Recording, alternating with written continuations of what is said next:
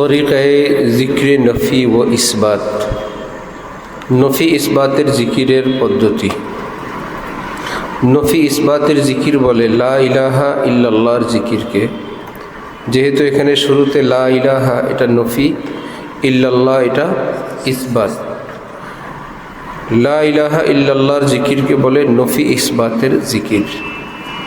আল্লাহ আল্লাহ জিকিরকে বলে ইসমে জাতের জিকির। ভাই দরজা বরাবর যারা বসে গেলা, তোমরা দক্ষিণে আগে আসতা, বিশাল বড় ফাঁকা জায়গা, তোমরা এসেই বসে গেলা। একদম দক্ষিণ মাথা শেষ করে বসো। সামান্য একটু আগাও সবাই, যে যেখানে আসো, মুখতাসার হরকত করো।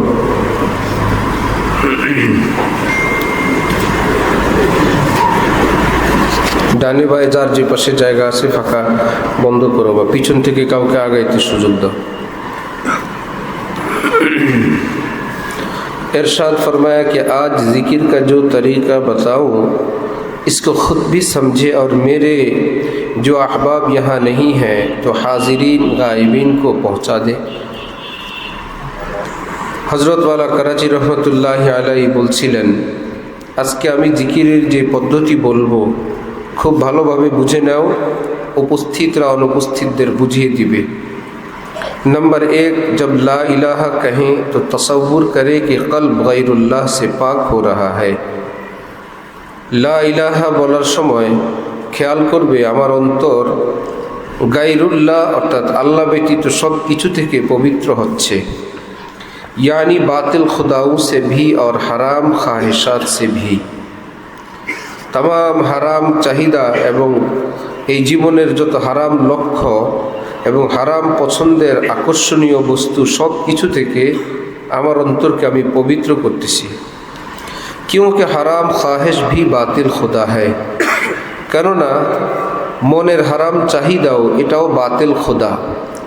मेरे मुर्शिद शाह अब्दुल गनी साहब रहमतुल्लाहि अलैहि फरमाते थे, हज़रत वाला बोलें আমার मुर्शिद अव्वल शाह अब्दुल गनी फूलपुरी रहमतुल्लाहि अलैहि बोलतें, আল্লাহ তাআলা ने शिकायत फरमाई, अल्लाह पाक नबीजीर निकट अभियोग करलें, अफराइता मान इत्तखज़ा इलाहहु हवा, ऐ नबी क्या आपने ऐसे लोगों को नहीं देखा जो अपनी बुरी ख्वाहिश को खुदा बनाए हुए हैं। দেখলেন এমন লোকদেরকে যারা নিজের মনের হারাম চাহিদাকে খোদার আসনে বসিয়ে রাখলো। जो मोमिन अपनी बुरी ख्वाहिश पर अमल करता है वो मोमिन तो है, लेकिन हकीकत में उसका ईमान इतना कमज़ोर है कि अपनी बुरी ख्वाहिश को भी खुदा बनाता है। যে মনের চাহিদা মতো মুসলমান, যে মুসলমান মন চাহি জিন্দিগি যাপন করবে, যদিও সে মুমিন, বাস্তবে সে এতটা দুর্বল মুমিন যে তার খোদায় হাকিকি মালিকে হাকিকির সাথে সাথে তার যেন আরও খোদা আছে, और अपने असली खुदा को फरामोश करता है, मालिक हकीकी से भूले थके, ये इंतहाई नाशुक्रा और मुजरिम है, सीमाहीन अकृतज्ञ एवं चरम अपराधी। ला इलाहा कहते हुए थोड़ा सा दाहिनी तरफ को झुक जाए और तसव्वुर करे कि कल्ब दोनों किस्म के बातिल खुदाओं से यानी गैरुल्लाह से भी और बुरी ख्वाहिशों से भी खाली हो रहा है। লা ইলাহা বলার সময় হালকা ডান দিকে খেয়াল করবে যে तमाम গায়রুল্লাহ থেকে আমি আমার অন্তরাত্মাকে পবিত্র করতেছি। और जब इल्लल्लाह कहे तो ज़रा सा बाईं तरफ झुक जाए और सोचे कि अल्लाह का नूर कल्ब में दाखिल हो रहा है।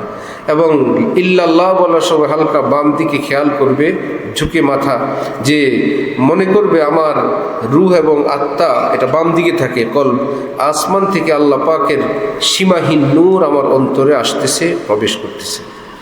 ডানে বায়ে ঝোঁকার এই বিষয়টা পরবর্তীতে আমাদের মাশায়েখে কেরামকে আর বলতে শুনি নাই, হয়তো হযরত ওয়ালা করাচি অন্য কোনো বয়ানে সেটাকে আরও ছাড় দিয়ে দিছে।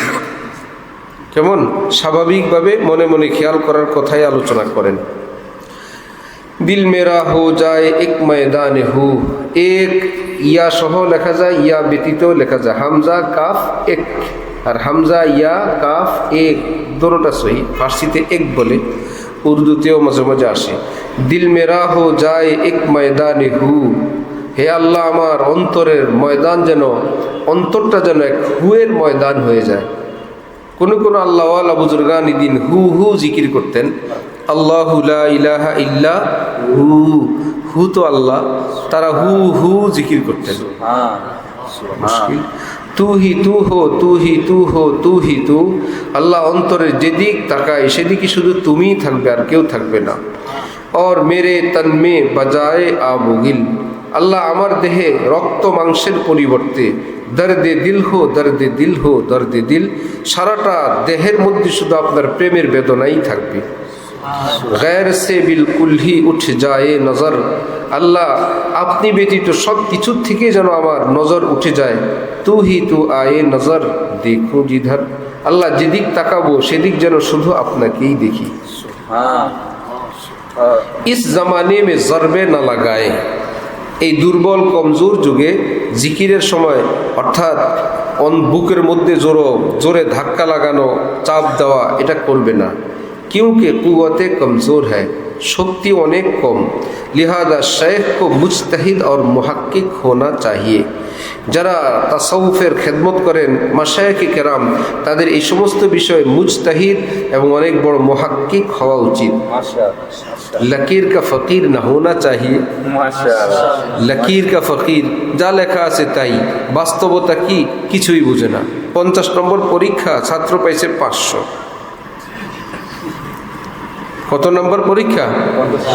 ছাত্র নম্বর পাইছে কত? অবাক সবাই। ভাই যা লেখা আছে তাই, আমি কি করব? একটু মাথা খাটানো তো উচিত যে 50-এ 500 কিভাবে পায়। পরে জানা গেল আরবিতে জিরো লেখে কিভাবে, গোল যেটা আমরা শূন্য দেই ওভাবে আরবিতে লিখলে কত হয় সেটা 5। যার ভিতরে হাওয়া আছে ওটা ভিতরে এরকম হইলে কত হয়ে যায় 5। আর আরবিতে সিফির যেটা জিরো, সেটা হলো কলমের মাথা কোনো জায়গায় রাখলে একদম সামান্য একটা ফোঁটা যেটা হয় সেটা কি জিরো।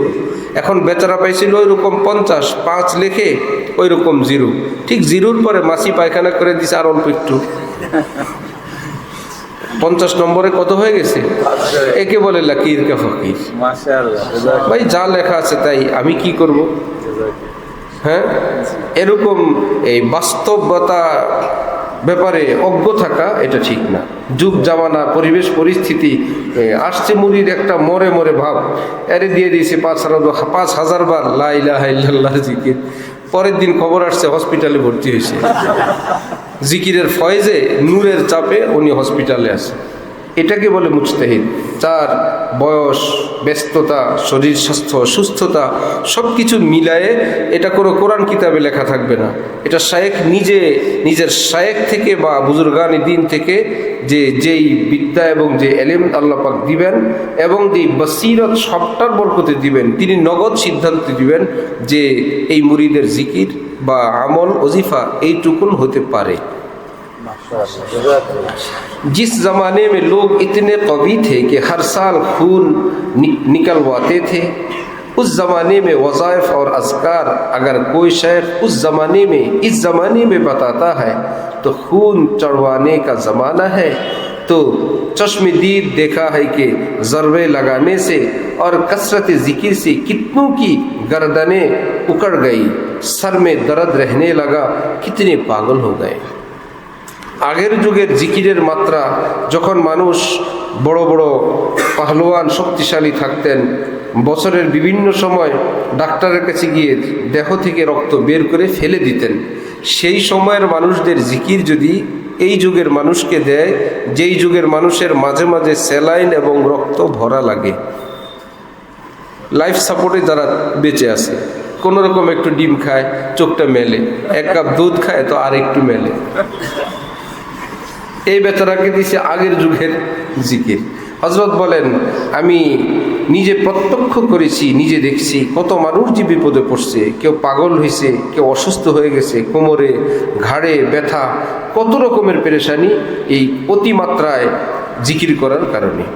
লিহাদা ইস জামানে মে লম্বে লম্বে ওজিফা না বাতাও, এই যুগে বড় বড় লম্বা লম্বা শত শত হাজার হাজার বার, তোমরা তো 100 বার জিকির মনে করো, এটা লম্বা হয়ে যাচ্ছে কিনা বার না, এটা হলো সবচেয়ে ছোট সাইজের জিকির।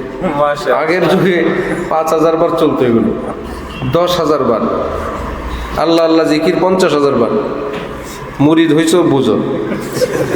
सबसे बड़ा वजीफ़ा और सबसे बड़ा जिक्र ये है कि अल्लाह ताला को नाराज़ न कीजिए। हाँ, सब समय वजीफ़ा सबसे बड़ा वजीफ़ा आज दायित्व हलो कोनो अवस्थाते अल्लाह पाक के असंतुष्ट ना करा। कोई हरकत और कोई फ़ेल ऐसा न हो जिससे मालिक नाराज़ हो जाए। कोनो आचरण कोनो कर्म एमन ना होय जार द्वारा प्रिय अल्लाह असंतुष्ट हो जान। जो अल्लाह को नाराज़ नहीं करता, हराम से बचता है, वो सबसे बड़ा जाकिर है। जे अल्लाह के असंतुष्ट करे ना, हराम कर्म थेके बिरत थाके, से सबचेये बड़ा जिकिर वाला, सबसे बड़ा आबिद है, सबचेये बड़ा इबादत गुजार। अगरचे उसकी ज़ुबान हर वक्त जिक्रुल्लाह से तर नहीं रहती, यदिओ तार मुखे सर्वदा जिकिर लेगे थाके ना, अगरचे नवाफिल भी ज़्यादा नहीं पढ़ता, यदिओ अनेक बेशी नफलও पढ़े ना, थोड़ा सा जिकिर करता है, अल्प स्वल्प जिकिर करें, लेकिन हर गुनाह से बचता है, समस्त पापाचार थेके से बिरत थाके। यह असली जाकिर है, से प्रकृत पक्षे जिकिर वाला। लिहाजा ला इलाह से बातिल खुदाओं को और बुरी ख्वाहिशात को, दोनों किस्म की गैरुल्लाह को दिल से निकालिए और इल्लल्लाह कहते वक्त अल्लाह की तजल्लियात का मुराक़बा करे कि अर्श आज़म से एक नूर का सुतून आ रहा है। ला इलाहा दिया अंतर के मुक्त करबे, इल्लाल्लाह बोलार समय ख्याल करबे लगातार अर्शे आज़िम थेके नूरेर एक धारा आमार अंतरे प्रवेश करतेছে, जो मेरे कल्ब से लगा हुआ है, जिससे अल्लाह का नूर मेरे कल्ब में दाखिल हो रहा है। एक पाइपेर मतन जे आमार अंतरे केवल नूर और नूर सप्लाई होच्छे। ला इलाह की नफ़ी अजीब है कि अर्श आज़म तक जाती है। ला इलाहार नफ़ी एत पावरफुल बोमा सेटा अर्श आज़म पर्यन्त रास्ता परिष्कार करे फेले। अर्श आज़म से अल्लाह का नूर लेकर आती है। एत बड़ो बोमा एखान थेके बान्दा बोलले अर्शे आज़िमी गया, इल्लाल्लाहर नूर ओखान थेके निये आसे। मौलाना बद्र आलम साहब मुहाजिर मदनी अकाबिर औलियाउल्लाह में से हैं। तर्जुमान सुन्ना में फरमाते हैं कि ला इलाह की तलवार इतनी तेज़ है कि सातों आसमान पार करके अर्श आज़म तक जाती है। हज़रत मौलाना बद्र आलम मुहाजिर मदनी अनेक बड़ आकाबिर औलियाদের একজন তরজমানুস-সুন্নাহ কিতাবে লিখছেন, লা ইলাহার তরবারিতে এত তেজ, এত ধার, এত প্রখর, এত পাওয়ার, সেটা 7 आसमान के भेद করে আল্লাহর আরশে পৌঁছে যায়। अगर वहाँ भी अल्लाह को न पाती, अल्लाहर आरशी गिए यदि ला इलाहा अल्लाह के ना पाइतो तो अर्श आज़म से आगे बढ़ जाती, आरश अतिक्रम करे चले जेत, लेकिन वहाँ तजल्लियात इलाहिया देख कर ठहर जाती, सेखाने अल्लाह नूर देखे ब्रेक करे। नजर वो है जो कौन मकान से पार हो जाए, मगर जब रोए ताबा पर पड़ जाए तो बेकार हो जाए। বাস্তব নজর তো এটাকে বলে, এই পৃথিবীর সব কিছু অতিক্রম করে চলে যায়, সেখানে গিয়ে যখন আল্লাহর নূর দেখে থেমে যায়। তেরে জলবু কে আগে হাম হিম্মতে শরহ বয়ান রাখ দি, আল্লাহ আপনার নূরের সামনে আমি আমার সব ব্যাখ্যা বিশ্লেষণ রেখে দিলাম। জবা বে নিগাহ রাখ দি, জবানে বে নিগাহ রাখ দি, নিগাহে বে জবা রাখ দি। আল্লাহ চোখ বন্ধ মুখ বন্ধ আমি মস্তক অবনত করে শতভাগ সারেন্ডার করলাম। একটা গোপন কথা বলি দিই, আল্লাহওয়ালা বুজুর্গানে দিনের কবর যদি জিয়ারতের সুযোগ হয়, সেখানে গিয়েই শুরুতে সালাম না দেওয়া, আসসালাতু ওয়াসসালামু কি আসসালামু আলাইকা ইয়া আহলাল কুবুর, এটা শুরুতে না বলা। আমাদের হযরত ওয়ালা দাওয়াত বারাকাতুহুম বলছেন, কয়েক জায়গায় বললেন যে সালাম দিলে সালামের মধ্যে এক নূর থাকে, ওই আল্লাহওয়ালা আর জিয়ারতকারীর মাঝে ওই নূরের কারণে এক হিজাব, একটা পর্দা হয়ে যায়, দেখতে পান না শেষে, শুধু নূর আর নূর দেখেন। গোপন কথা না, এই জন্য কয়েক সেকেন্ড সেখানে দাঁড়ানো, তারপরে একটু পরে সালাম দেওয়া।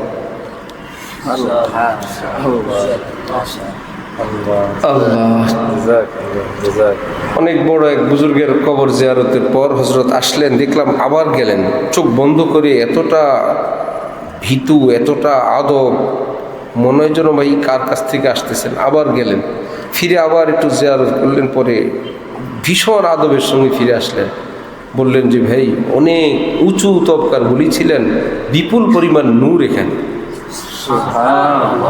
আমরা তো কতগুলো গাছগাছালি দেখছি উপরে, ক্ষেত খামার।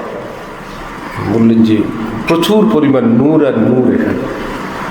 যাদের কবরে অনেক বেশি নূর এর কথা হজরত বলছেন, এদের মধ্যে একজন হজরত মাওলানা শামসুল হক ফরিদপুরি রহমতুল্লাহ আলাইহির কবর। আরও আছে এরকম যে একজন। সুবহানাল্লাহি ওয়া বিহামদিহি, সুবহানাকাল্লাহুম্মা ওয়া বিহামদিক, আশহাদু আল্লা ইলাহা ইল্লা আনতা আস্তাগফিরুকা ওয়া আতুবু।